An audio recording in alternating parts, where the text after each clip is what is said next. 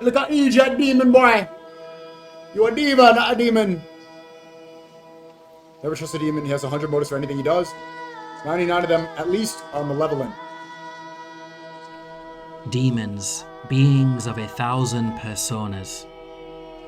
They are the asuras in Hinduism, the oni in Japanese mythology, the Titsi-Mime of the ancient Aztecs. Ever present, they defy language, culture, and religion.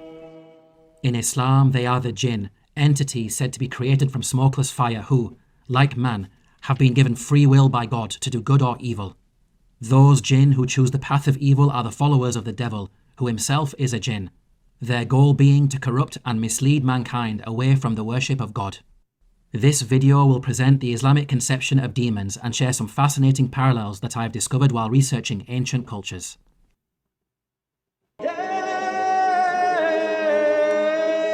Where's Mesopotamia again?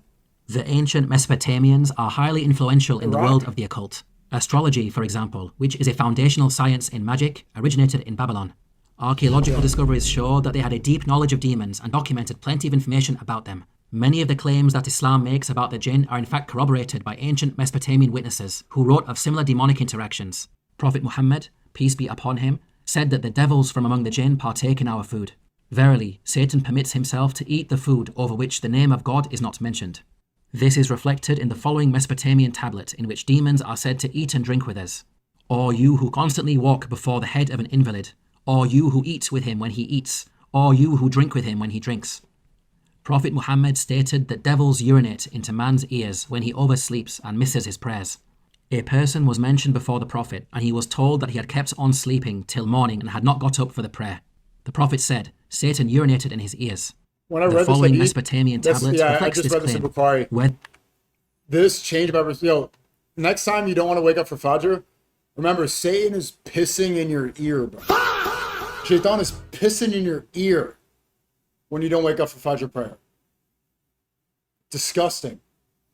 Not only that, when you don't wake up for Fajr, or when you wake up in the morning, Shaitan has 3 knots tied around your head. The first one you unlock when you get out of bed. The second one you get out, you unlock the second knot when you go make wudu. The third one when you get ready to pray. And then you unlock the 3 knots. But when you fall back asleep, you're like, oh, I don't want to wake up for Fajr. Shaitan has got, he's tying you down. Thank you for the 5 subs. Appreciate it. Appreciate it, bro. Satan urinated in his ears. The following Mesopotamian tablet reflects this claim. Whether you are the evil Alu demon who urinates like an ass while crouching over a man. The Quran informs us of a method by which magicians cast spells on people. Say, I seek refuge in the Lord of Daybreak, from the evil of that which he created, and from the evil of darkness when it settles, and from the evil of the blowers in knots. This is Surah Falaq, right? Is this Surah Falaq? Let me test my Islamic IQ real quick. This is Surah Falaq. Let's see if I know the translation. Yeah. You know what, that black Jew from the Israeli Omegle, he said that I was LARPing as a Muslim. Would I know that? Would I know Surah Falaq by the translation if I was LARPing? Are you kidding? Can you imagine the dedication I would need to learn all this? And like, really, I don't believe in monotheism, that I'm really a pagan or something. That all this, like, I would learn that just so I could pretend. Like, the dedication. It's so strange that people still say that. Like, why wouldn't I just believe it, right? Likewise, in ancient Mesopotamia, a common form of spellcasting was the chanting of magic words while tying knots. Take the hair of a virgin kid, bind twice 7 knots, and perform the incantation. Prophet Muhammad taught that eating certain types of dates provides protection against the demonic effects of magic. Whoever eats 7 ajwa dates in the morning will not be harmed by any witchcraft that day. Hold on. I have them right here. Ajwa dates. Right here. Haha. Stop playing with me. The following Mesopotamian tablet describes a magical incantation which reveres the date palm tree and calls upon it for protection. The pure and resplendent young date palm, planted in the orchard, suitable for the offering table and purifier of the body, the mighty date palm of heroic strength. We can see that the various claims that Islam makes about the jinn and spells are all corroborated by the ancient Mesopotamians, who were seasoned demonologists and master magicians.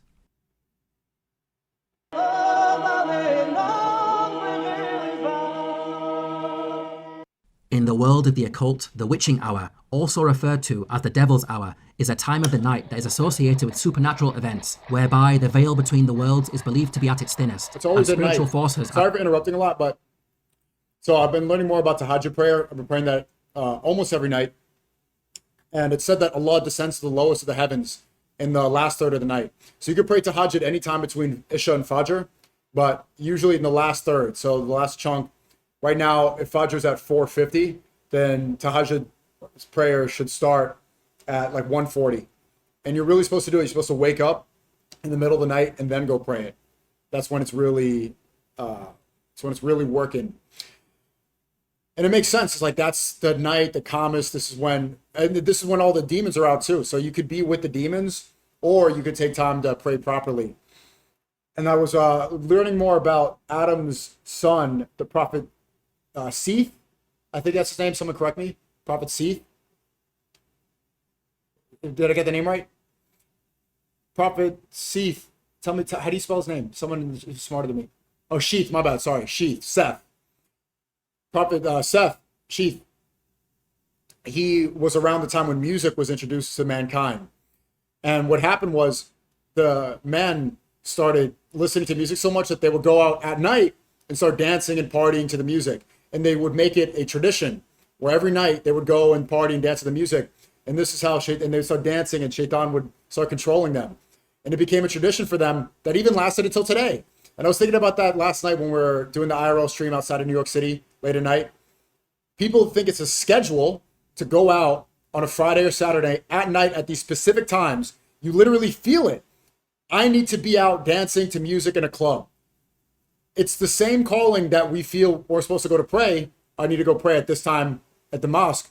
But people's worship and their routine is scheduled by Shaitan to go and dance and get drunk and high and listen to music in congregation, the same way people pray in congregation. It's crazy that routine, that tradition started at the time of Prophet Seth, Adam's son, and it lasted all the way till today. They still do it. This is their worship. It's so funny that kuffar think that they don't worship anything, that they don't need God or whatever, but they follow traditions of Shaitan. They're literally worshiping and gathering in congregation that Satan wants them to follow. They're most potent. Opinion varies as to the exact time of the night when this occurs. In Hinduism, the Brahma Muhurta, or the hour of Brahma, is said to occur just before sunrise and is considered a holy and auspicious time.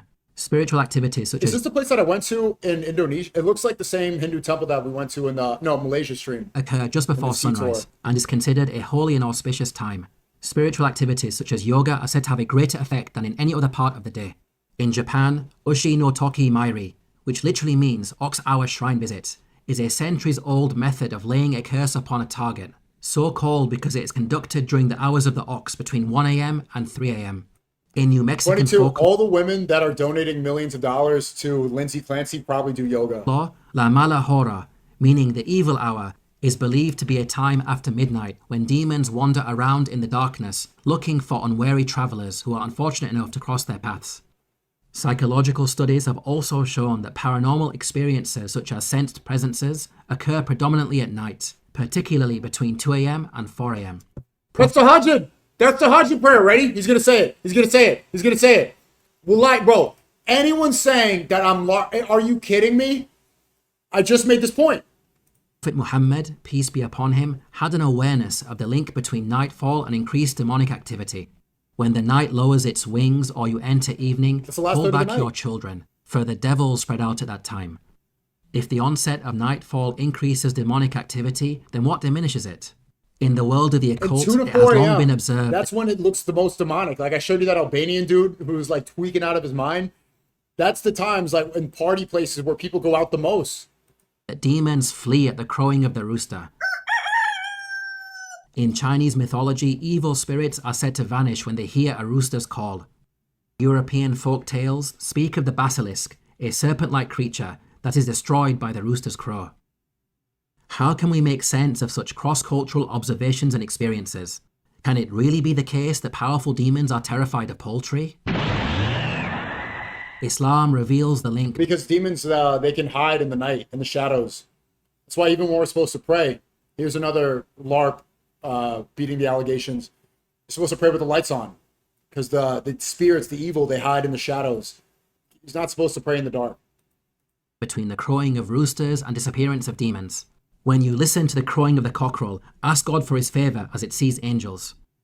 It is much more reasonable to accept that the cause of the demons' fear is angels, powerful beings created by God, beings who Islam teaches do not possess free will, and so they always oppose evil and strictly enforce his will on earth. In fact, the Quran tells us about such an encounter between Satan and the angels.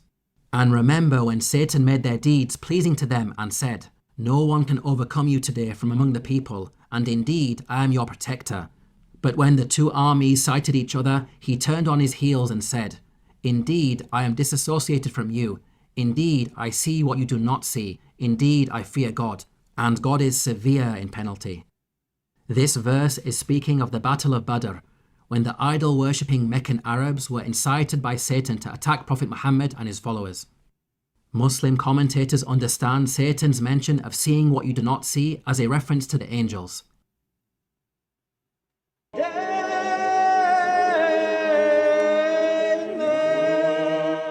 The Prophet Muhammad, peace be upon him, informed us that there is a special demon known as a Qareen who is attached to every human being. There is no one among you, but a companion from among the jinn has been assigned to him, even me, but God helped me with him, and he became Muslim. So he only enjoins me to do that which is good.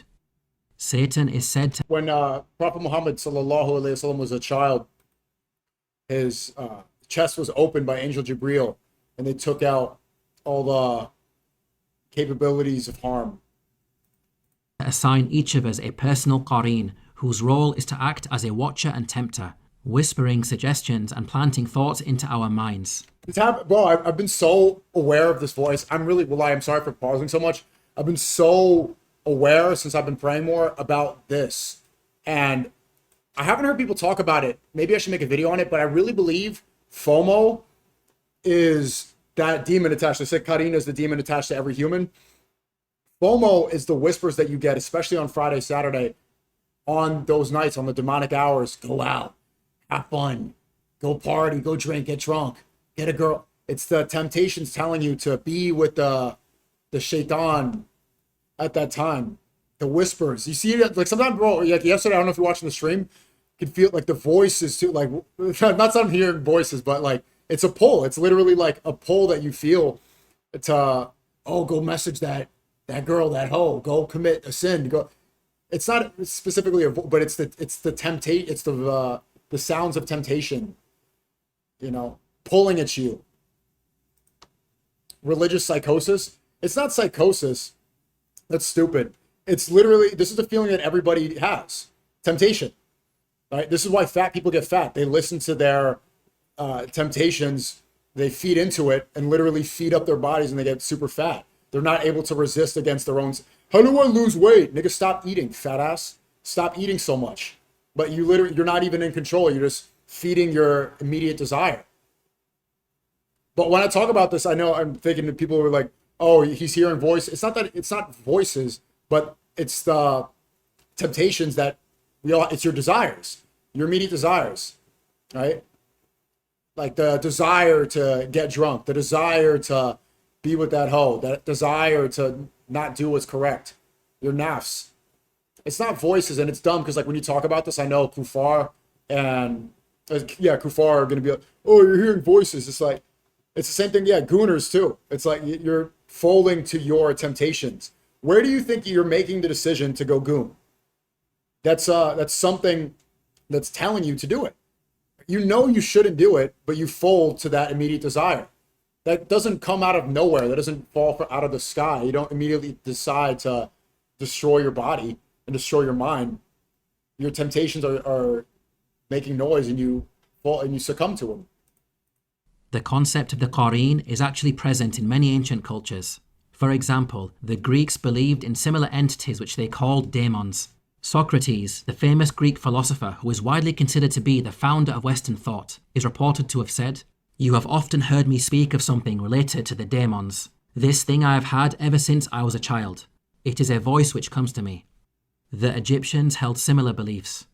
The human soul was considered to be made up of multiple parts, one of which, referred to as the Ka, was believed to be the spiritual double of a person, sort of an invisible twin that accompanies us during our lives. The Mesopotamians believed that protective geniuses called Lamasu could be called upon for assistance and protection during magic rituals.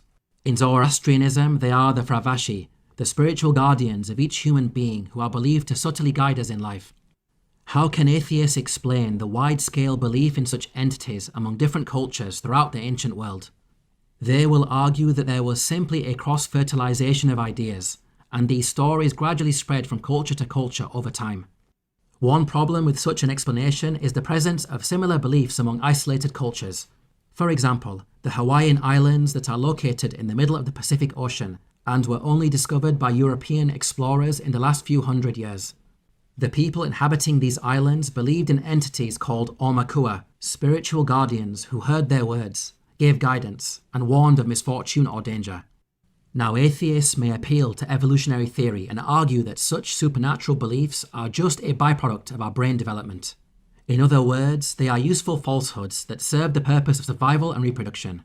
The problem with this theory is that belief in supernatural entities such as demons is usually not in a vacuum. They are typically part of a religious package that includes rules, regulations, and morals, many of which oppose Darwinian notions of survival and reproduction. Someone said Think that's of all the the effort Migos. that many such communities Who dedicate. said that? Who said? I just saw that. Someone said this is the Migos. Are you?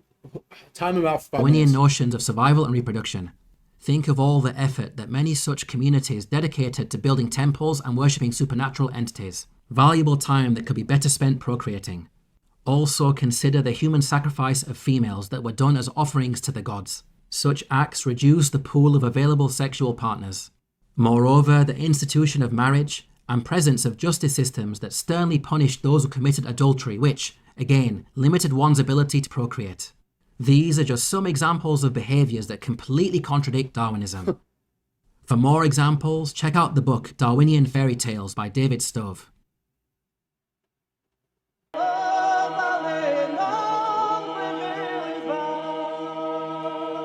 The subconscious mind is fertile ground for demonic activity. Throughout human history, there has been a universal recognition that altered mental states can act as a powerful gateway to the spiritual world.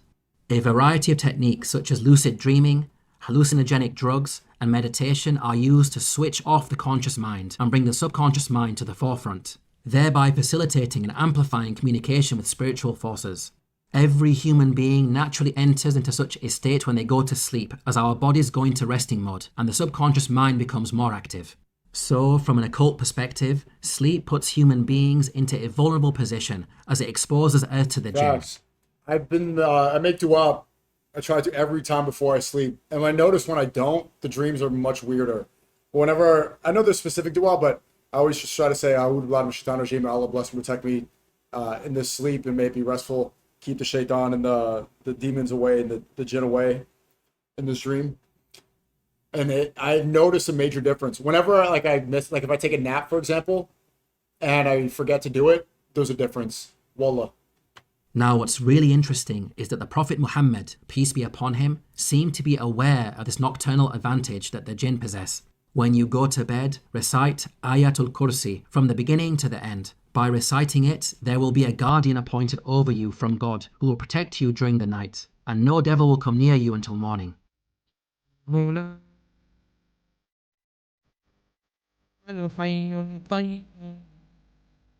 Believers have been empowered with numerous such supplications which we advise to recite before going to sleep. These provide protection the entire night by warding off the devils from among the jinn who seek to harm us. While many religions acknowledge the existence of demons and warn about the general dangers they pose to us, no other religion besides Islam has such an acute awareness of our vulnerability when sleeping, nor do they provide such practical knowledge that can be used to seek protection. Wow, I didn't know that.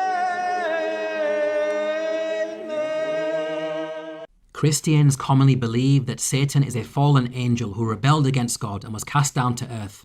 This understanding is largely based on the following passage of the Old Testament book of Isaiah.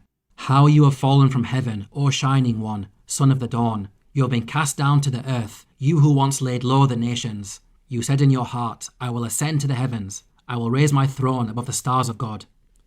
Christians understand this passage to be an account of the downfall of Satan. They interpret the mention of Shining One to be a reference to Satan as an angel of light. The mention of fallen from heaven is interpreted as a reference to Satan's eviction from heaven. Let's now analyze this passage and interpret it in context. The opening verses of the same chapter make it clear that Isaiah is addressing an earthly king, not Satan. You will take up this taunt against the king of Babylon. Moreover, the verse immediately preceding this passage describes the fate of this individual as follows. All your pomp has been brought down to the grave, along with the noise of your harps. Maggots are spread out beneath you, and worms cover you. This is clearly a reference to death and burial in the grave, which rules out Satan, who is still alive and unrepentant. So we can see this passage in the book of Isaiah is not speaking of Satan, but rather a human being. The Bible, in fact, explicitly states that Satan is not an angel.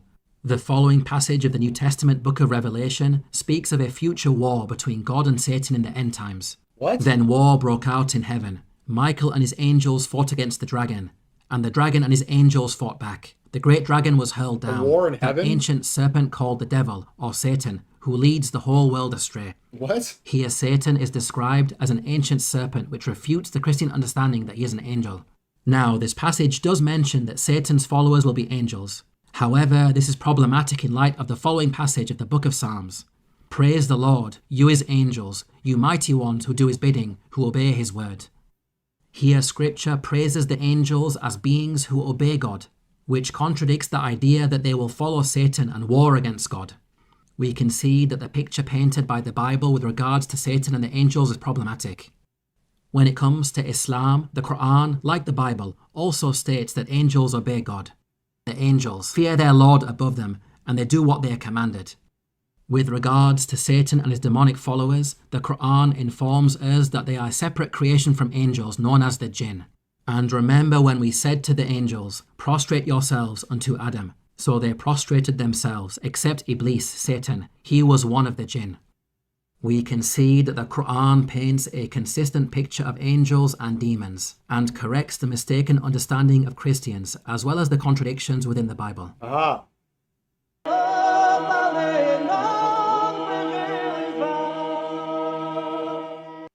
Double, double, toil and trouble, fire burn and cauldron bubble. Eye of newt and toe of frog, wool of bat and tongue of dog. For a charm of powerful trouble, like a hell broth boil and bubble. This Shakespearean couplet, while a work of fiction, actually sheds light on the dark reality of magicians. When invoking spiritual forces and concocting charms and spells, one is required to undergo some truly tedious and bizarre rituals in order for the spiritual forces to agree to work with you. Like the Yehudi who slammed the chicken in Brooklyn and the blood runs down into the sewer. And therefore allow your magic to have an effect. In one famous magical working, known as the Abramelin operation, have an effect. In one I saw forces somebody in to the chat agree... say, wait, whoa. Avocados from Mexico. Wait. Avocados from Mexico. undergo some truly tedious and bizarre rituals in order for the spiritual forces to agree to work with you, and therefore allow your magic to have an effect. In one famous magical working, known as the Abramelin operation, participants are required to seclude themselves for an 18-month period, during which time they must undertake some complex rituals. If the magician violates any of the strict rules, then the entire ritual is voided and they must start over from the beginning. The magician's reward for successfully completing this grueling task is said to be the granting of communication with a holy guardian angel. Devoted magicians, in their pursuit of power and eagerness to please spiritual forces, will obediently follow such requirements to the letter and do whatever is asked of them. But why don't they stop to reflect and consider the reason why they are requested to undergo such tedious and bizarre rituals? Logically speaking, there is no direct causal link between the supernatural effects of magic and formulas that include strange ingredients such as the eye of a newt. So what is the intention behind all of the ritualism? Moreover, how can magicians reconcile such peculiar ritualism with their belief that the spiritual forces they are dealing with can be angels and even gods? Islam reveals the true reality of all such entities. They are not angels or gods, but rather devils from among the jinn. Their leader is Satan, who the Quran warns is the enemy of mankind. Indeed, Satan induces dissension among them. Indeed, Satan is ever to mankind a clear enemy. The Quran informs us that this antagonistic relationship goes back millennia to the creation of the first man, Adam. Satan refused God's command to show respect by bowing down to Adam, because Satan saw himself as superior to man. And we have certainly created you, O mankind, and given you human form.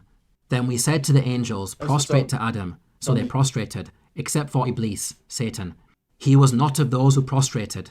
God said, what prevented you from prostrating when I commanded you? Satan said, I am better than him, Adam. You created me from fire and created him from clay. The first racist. As a consequence, Satan was cast out of paradise, despised and cursed. He blames Adam for his downfall and seeks revenge against his progeny. Armed with this background information, the tedious and bizarre rituals that magicians are forced to undertake can now be fully rationalized. This dynamic between demons and magicians is clearly one of submissiveness, which tells us a lot about the psychology of demons. It appears that demons desire to control human beings. It is all for the amusement and satisfaction of Satan and his devils, who despise mankind and seek to subjugate and humiliate the children ritual. of Adam. I said it at the same time. Humiliation ritual.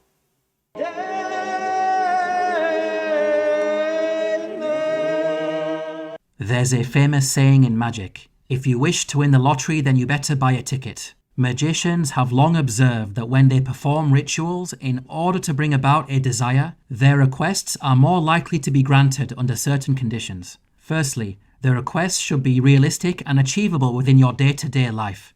So, for example, rather than asking to become a millionaire overnight, one should ask for financial success and then actually make the effort to go out and get a job. Rather than asking for an out-of-reach movie star to fall in love with you, instead you should be realistic and ask for a woman within your social circles to fall in love with you. Listen to what practicing magicians have to say on this matter. Be realistic. Magic works by increasing odds of something happening. The unlikely situation becomes more likely. Not the impossible situation. There has to be a route. I'm taking You can't notes, just but wave you a wand and you get it to happen. It has to be a movement of probability. So it has to be something in the realm that is near you or that you can conceive of or that it could happen. Lots of people would like to have more money, but if you work at a job where you don't have any ability to get raises or you don't have bonuses or you don't have a kind of sales situation where the money can come in because you have a good week, well then how's this going to come to you? Secondly, magicians advise people not to expect the request to be granted straight away, and that one should be patient and wait for the desire to manifest. Here is what practicing magicians have to say on this matter. And the other thing to realize is that these things take time, and they take a lot of work as well. But continue to orient towards your desire and don't want it too much. You have to get this right, and then you have to be passive, and then eventually they come, right? Things will come, and it's really tough to explain. Now, the problem with such claims is that these same magicians believe that they are invoking and influencing powerful forces such as the universe or gods. For example, if they seek success in business, then they may perform a ritual and make an offering to Hermes, the Greek god of wealth, or Ganesh, the Hindu god of fortune. But why wouldn't a god be able to make you a millionaire overnight, or get you that specific woman you want? Why do you have to be prepared to wait potentially a long time for your request to come true? What this demonstrates is the forces that magicians are interacting with are limited in power. Islam teaches that all magic is the product of demonic intervention and that any effects experienced by humans involve the agency of jinn. The Quran explains the limitations of the jinn. And Satan will say when the matter has been concluded, indeed, God had promised you the promise of truth, and I promised you, but I betrayed you. But I had no authority over you, except that I invited you, and you responded to me. So do not blame me, but blame yourselves.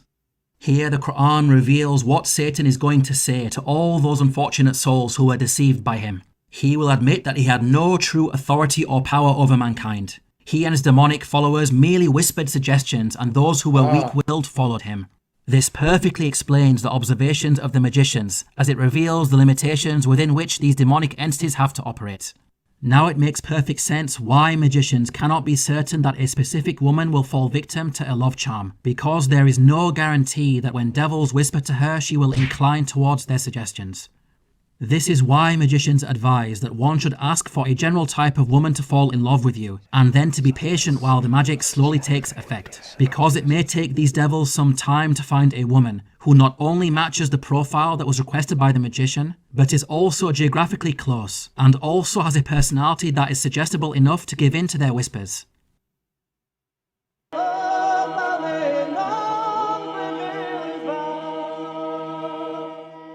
Why is it that when magicians are challenged by skeptics to prove the world of the paranormal by conjuring spirits or displaying psychic abilities under strict conditions of scientific trial, they are unable to do so? Even when there are large sums of money to be won, such as the James Randi $1 million paranormal challenge, magicians are incapable of proving the truth of their claims. This impotence in the face of skeptics has baffled magicians. Helena Blavatsky, a leading occultist of the 19th century, had this to say about the matter. Determined will is a beginning of all magical operations. The opposing power alone of unbelief and skepticism, if projected in a current of equal force, can check the other, and sometimes completely neutralize it. The presence of some strong skeptics hinders and often stops altogether the manifestations. Blavatsky is essentially saying that willpower is a critical aspect of magical operations. Yeah, do you think, was it a sin, the Israeli earlier on Omegle, I lied to him and I said I was a science professor at NYU. Would you consider that a sin or no? Or is that just content? I'm not sure. And that if a skeptic is present, then their skepticism cancels out the magician's ability to work with spiritual forces. Kind of like two opposing forces neutralizing one another. Hence why magicians cannot demonstrate their abilities to prove the existence of spirits to unbelievers. Now, this explanation is problematic from a number of angles. Firstly, magicians spend years... You're just lying for no reason? Well, he asked me what I do because I'm wearing a suit. And I thought it was like funny to say that. But you guys all know that I'm not, so I'm not lying to you, but I did lie to him. I guess it kind of is. No, not harming anyone. No, it's lie. I mean, it's a joke, but it's also a lie. Like I am. Yeah, I guess. Owning their ability to focus their willpower via various mental exercises. They are masters of concentration. So it does not make sense that the mere presence of a skeptic is enough to overpower them. Secondly, many occultists believe these spiritual forces to be powerful beings such as gods. If these spiritual entities can be completely prevented from interacting with the material world by the mere presence of a human skeptic, then they are obviously limited, weak beings. We can see that this theory of neutralizing wills is not a satisfactory... You should say it's a joke actor so they know not lying. Well, I mean, he's going to know as soon as he sees it online, he's going to know. Like, it's pretty obvious. It takes like one Google search to figure it out. Also, I have a YouTube plaque right here. So it's not like it's a minor lie. But yeah, I got to get better. Yeah. Beings. We can see that this theory of neutralizing wills is not a satisfactory explanation for such difficulties faced by magicians. The Quran explains this chaotic and unpredictable situation in a way that is logical and consistent. The Quran informs us that the goals of the devils from among the jinn is to make mankind disbelieve in God. And indeed, the devils avert them, the disbelievers, from the way of God, while they think that they are rightly guided. Jinn, the entities who are the power behind the feats of magicians, are agents of deception and manipulation. Hence, jinn will logically not reveal themselves in such a way that might prove their existence to a skeptical modern world, because doing so is counterproductive to their ultimate goal of leading astray as much of mankind as possible.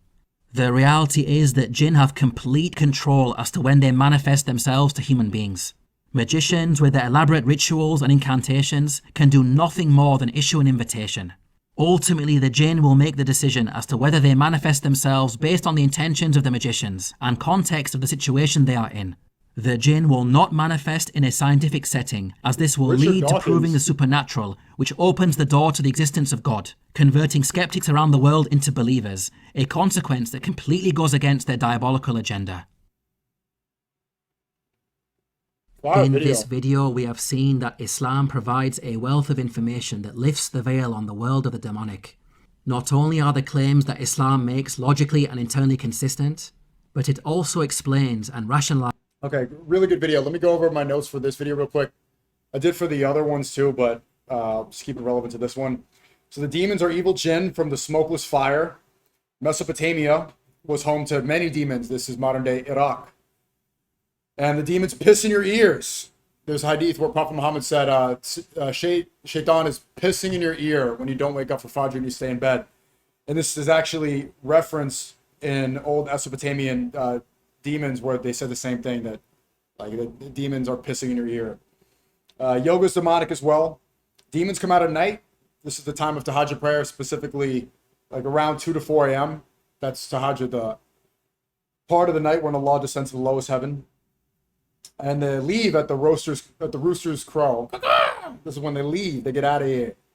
And the Quran mentioned, well, no, I'm not sure if it's Quran or Hadith, but it's mentioned in Islam. This is also agreed upon in pagan religions around the world. The Qareen is a demon attached to every human. Every human has a demon attached to them. Except for Prophet Muhammad, he had that removed. That wasn't in the video, but I added that. Demon jinn attacks when you're asleep because you're unconscious. Recite Ayatul Kursi before bed, because only Islam provides specific protection for sleep. It's not outlined in Christianity about how to stay protected in your sleep. F? You can't hear me? How long have I been yapping? Are we back?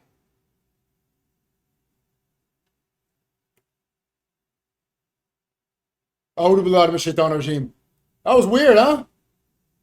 How long were we out? How long were we out?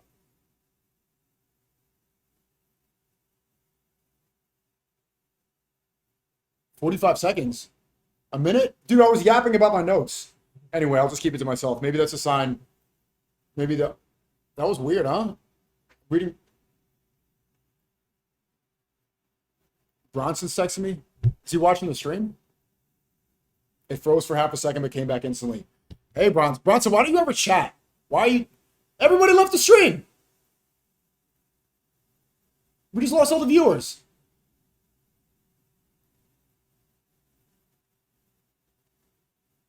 Everybody left.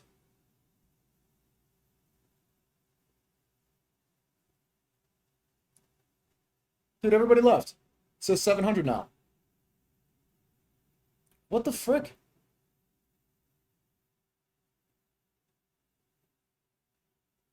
Oh, yeah. Alright, I'll just end. It says, no, anyway. I'll end the stream. Let's sign in anyway. I've been live 7.5 hours. Appreciate you, W-Stream. W-Stream, that's annoying, bro.